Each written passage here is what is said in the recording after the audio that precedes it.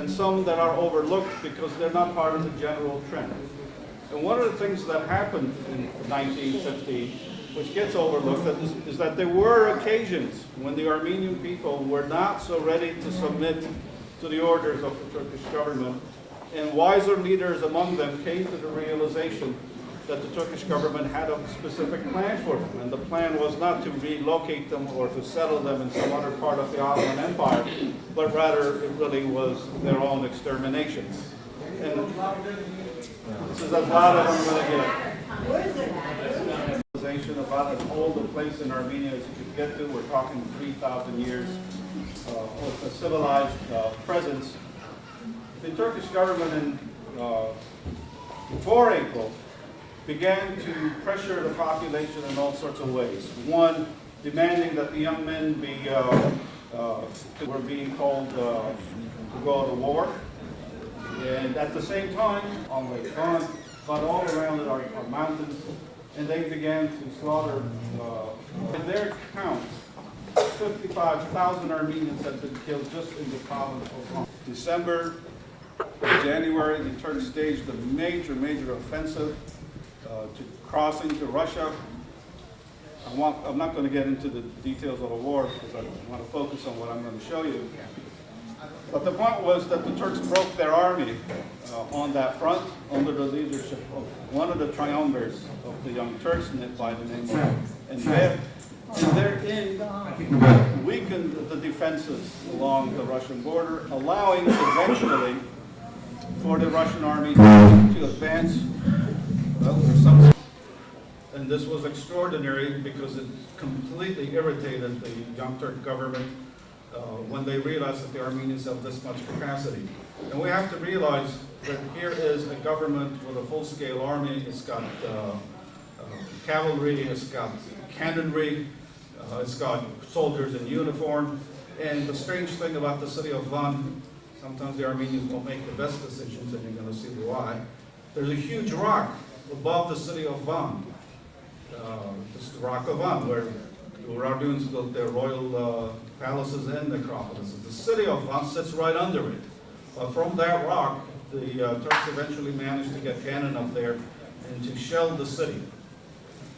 I won't go explain the history. I think once we get into the images, rather than simply giving it to you as a lecture, and let's see how our high-tech capacity works.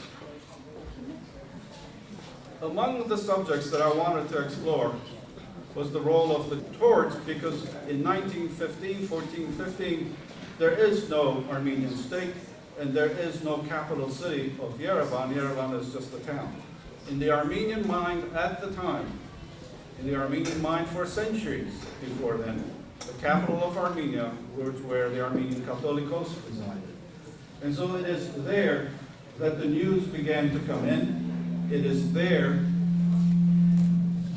that the people looked towards for leadership. The man who was receiving all of the news about the destruction of his people was the Catholicos Kevork V Surenians. He did something extraordinary, and in my view, for the first time in human history, the leader of a people sent out an early warning to the rest of the world that something extraordinary, an extraordinary crime was being committed. And this is the first instance of a genocide warning issued by anybody, anywhere. And it came through communication that he sent, of all places, here. Not just to the United States. When I say here, I mean Washington, D.C.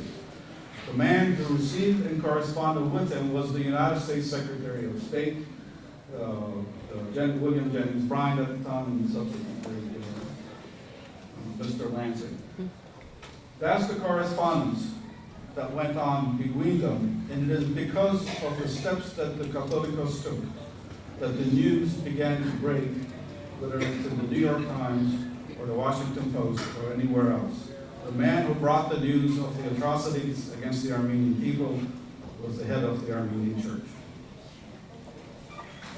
I'll skip the chronology. Don't try to read it. We're all familiar with the destruction of the churches. in an exhibit, you can't conceivably encompass all of them. But there was one particular church and one particular monastery in Vaughan that had tremendous significance. And I rely on... That's really lonely. Again, that's Quinyan Heilig before he became Catholic, when he is Archbishop of Taron.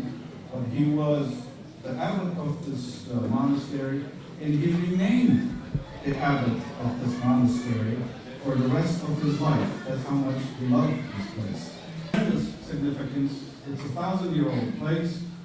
The monastery of the Holy Cross, and many adjacent churches, five at this point. And there's a chair in the middle. Can you make that out?